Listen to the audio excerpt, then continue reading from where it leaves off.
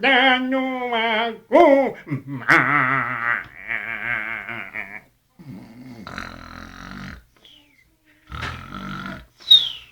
Da, unde mă aștept acum? Unde?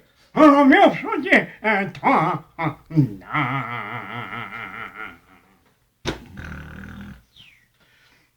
Da, să știți că nu răspund la nicio întrebare numai în fața mare adunări naționale și în clasa muncitoare.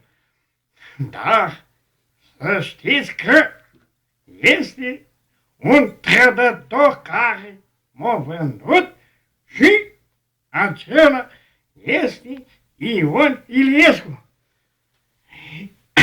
Mai dragă, vreau să vă spun că nu am ce discuta cu asemenea lichele comuniste și am fost dizident politic de la Iași, mutat disciplinar la Oltenița, Clăraș.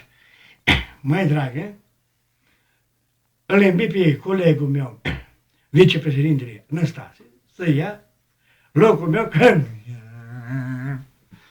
mă emoționează. Mai dragă, doamnelor și domnilor, firește, eu am văzut niște chestii care mi-au fascinat foarte mult spre viața comunismului și totodată nu se poate ca cineva să jignească la adresa lui și nu pot accepta asemenea convorbiri urâte la adresa lui. Și dacă nu, să numere omului la coră, dar nu te mă pani la mășua Tamara.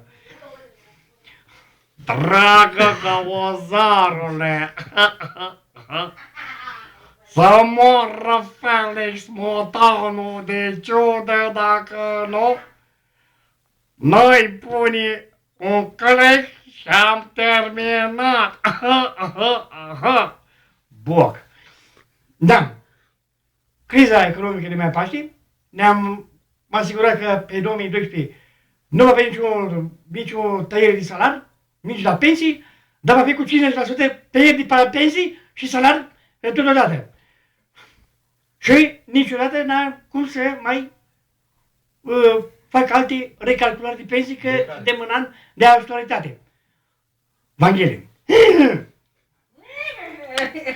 Luarea naiba, din nebun, delegat, este moc, măcar să ejaculeze la naiba, la Palatul Victoria.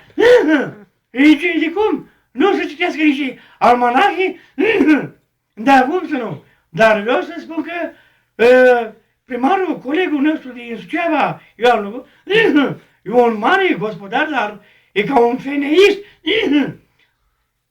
Domnule Marian Bangheri, eu sunt primar de Suceava și nici de cum nu vreau să fiu jignit la adresa mea.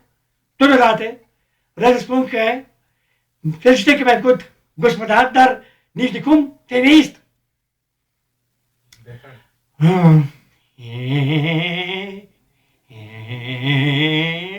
Bi, să moare Welling în staul dacă nu sunt de cuviință să fiu ca un gospodar.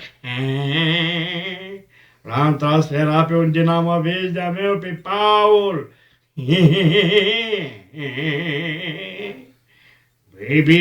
Bi, zdrenților, eu nu sunt cărlic de rufi. Gigeli, adu un caz aici. Da, Gigică. Așa, mai zdreanță, du-te cu vedor. Să moară halerile de ciudă.